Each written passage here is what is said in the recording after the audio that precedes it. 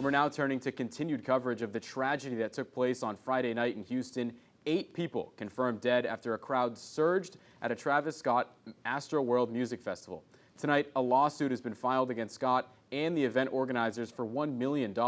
Our 12 News reporter James Grant spoke with a local lawyer about the legal ramifications from the event, and he's joining us here at 10. Cam, I spoke to a Beaumont man who was at Astroworld Friday night. He says everything seemed normal for the most part, but when he got up Saturday morning, that's when news of the tragic incident hit him hard.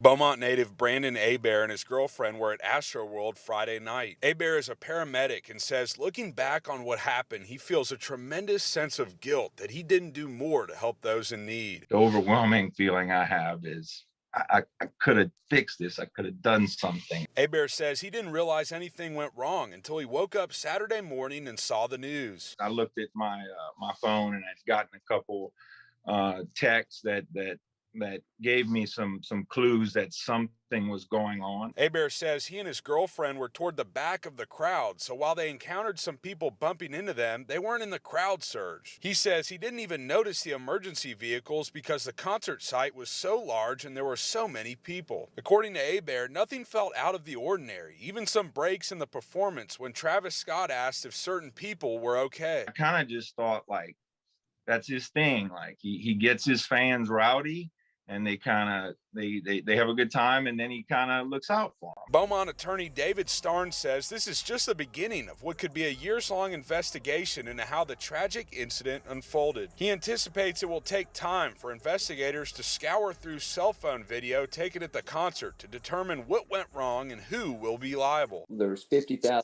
people there, so there's a vast group of videos that will need to be skewered and gone through and detailed bit by bit. Starnes expects there to be several wrongful death and personal injury lawsuits filed by the families of those hurt or killed at the event. In addition, he says these lawsuits could result in hundreds of millions of dollars in damages. In the meantime, Hebert says he's keeping the victims' families in his thoughts and prayers. They just feel absolutely heartbroken and shattered.